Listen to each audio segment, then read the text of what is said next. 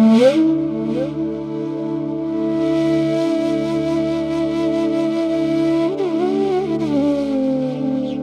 नमस्ते, ओळख द्या तुमची एकदा.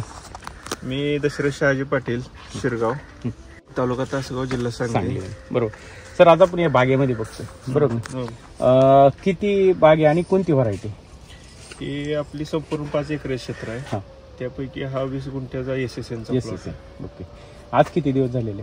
त्याला 110 दिवस झाले. 110 दिवस झाले. आज आपण बघितलं आणि किती वर्षाला आहे म्हणले? हे 4थं पीक आहे. 4थं पैकी. घड जर बघितला आणि साईज जर बघितली तर काय वाटतंय तुम्हाला? नाही, नक्कीच तुमचं खत वापरल्यापासून रिझल्ट चांगला आहे. फुगवण वाढलेले आहे. बरं. लांबीला पण फरक पडलेला आहे. ते 0072 ची ग्रेड दिलेली आहे NPK मध्ये. बरं, NPK वापरल्यानंतर काय रिझल्ट वाटला तुम्हाला? NPK वाटले शुगर चांगली वाटते, ममिफिकेशन होत नाही. ममिफिकेशन झालं नाही अजून? नाही. साधारण ह्या कंडिशन मध्ये किती ममिफिकेशन होत? एक 5% सरासरी होते. 5%. तिने सांगितलं यंदा होणारच नाही. नाही होणार नाही, पण तुमचं जे होतंय ते 100% त्याच्या 80-90% कंट्रोल मिळणार. कारण आपले एक शेतकरी आहे बेलुंडीचे, कळाणे सर म्हणून, गेल्या वर्षी त्यांनी वापरलेलं आहे आणि त्यांना जवळजवळ 90% फरक पडला की ममिफिकेशन झालं नाही आणि त्यांचं ॲव्हरेज पण चांगलं गेलं होतं. बघा आज आपण ही बागेत उभं आहे. ज्यावेळेस आपण ही बाग पकडली त्यावेळेस सांगलीमध्ये खूप पाऊस होता आणि आज बागेवरची कंडिशन बघितली तर त्या कंडिशनमध्ये तुमची बाग आहे की त्या मागं पुढे पकडली होती? मागं पुढे पकडले, टप्प्याटप्प्याने 6-5. त्याचा काही इफेक्ट झाला का त्याच्यावर? म्हणजे पावसाचा काही परिणाम झाला होता त्यावेळेस? कमी झालाय माल कमी झाला. पण तरी जो माल कमी म्हणता तुम्ही आणि आजची कंडिशन जर बघितली तर इतरांपेक्षा आपल्याला काय वाटतं? इतरांच्या पेक्षा आपण समाधानीच आहे 100%. किती लोडिंगची अंदाज? यापेक्षा आपली एकरी 4000 पेटी निघते. 4000 पेटी निघते. आणि या वर्षी काय वाटतं? यंदा वाढेल वाटतं. म्हणजे एवढ्या म्हणजे पावसाच्या याच्यात असून किंवा नुकसान होऊन सुद्धा आपली निसर्गाने यंदा साथ दिली नाही तरी सुद्धा माल चांगला निघेल अशा अपेक्षा.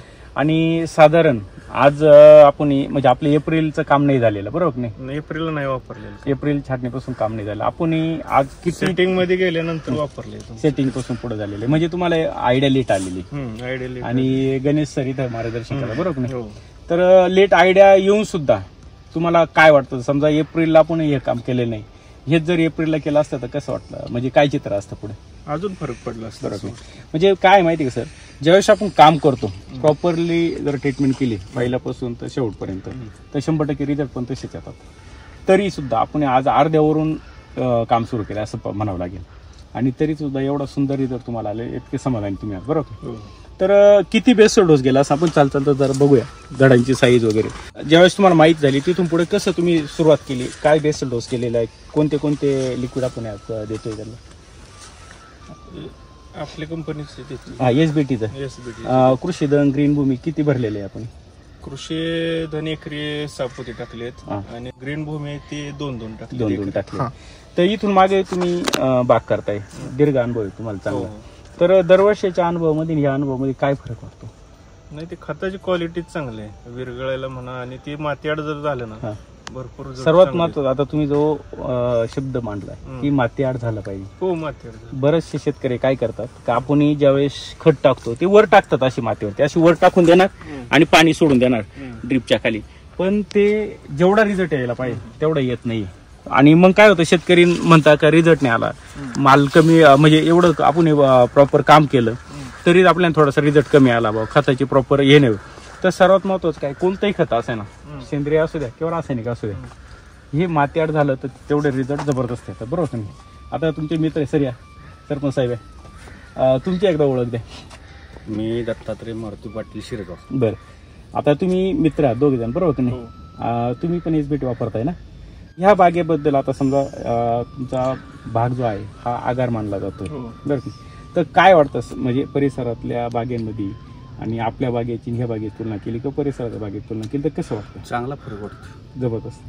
तुम्ही पण कंटिन्यू 3 वर्ष झालं, 3 वर्षापासून आपल्या SBT. बरं, म्हणजे तुम्हाला त्यांच्यापेक्षा जास्त अनुभव आहे 2 वर्षांनी. आता हे पहिल्यांदा या वर्षी वापरले तरी एवढा मोठा फरक आहे, चांगला रिझल्ट आहे म्हणून. बरं, या आता पुढं साधारण लिक्विड फॉर्म मध्ये आता हे बघा, इकडे बघा, आता हे किती दिवसात हे झालेलं आहे? 110 दिवस झाले.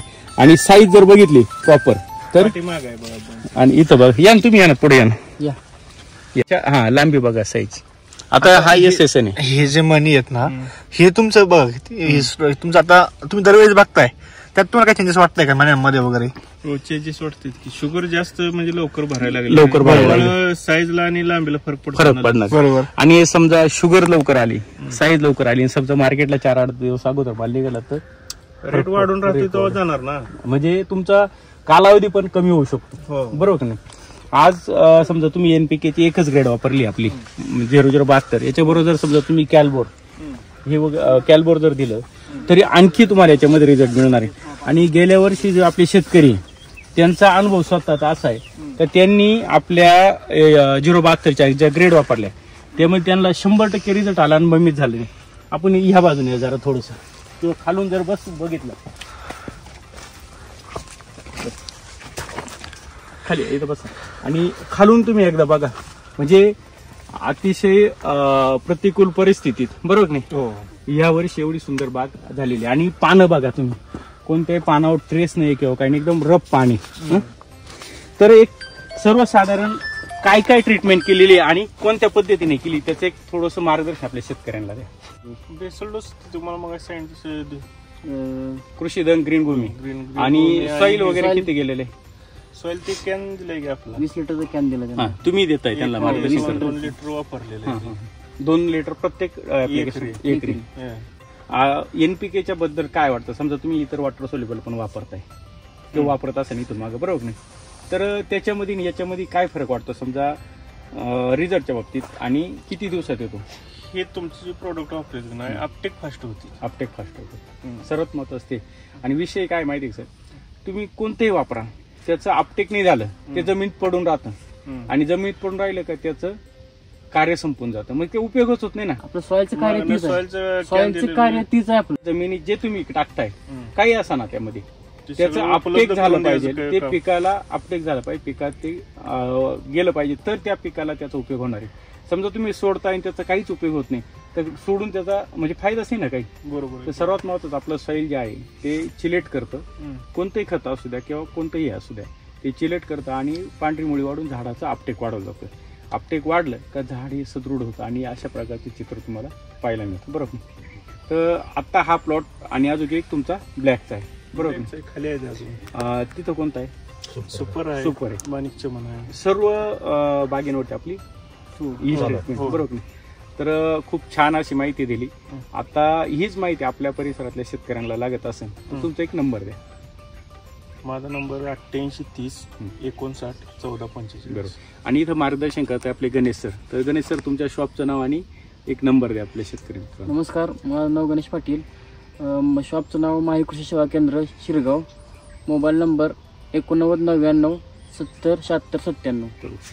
आता तुमच्या दोघांचे खूप खूप म्हणजे धन्यवाद, कारण तुम्ही जे NPK ग्रेडबद्दल किंवा आपल्या SBT बद्दल जी शेतकऱ्यांना माहिती देणार आहेत आणि जे आपण व्हिडिओ काढला तर आणखी अजून माहिती लागत असेल तुम्ही सरांना कॉन्टॅक्ट करू शकता किंवा आपल्या ऑफिसचे नंबर आहे त्याच्यावरती पण तुम्ही फोन करून आणखी माहिती घेऊ शकता, बरोबर नाही? चालेल. धन्यवाद.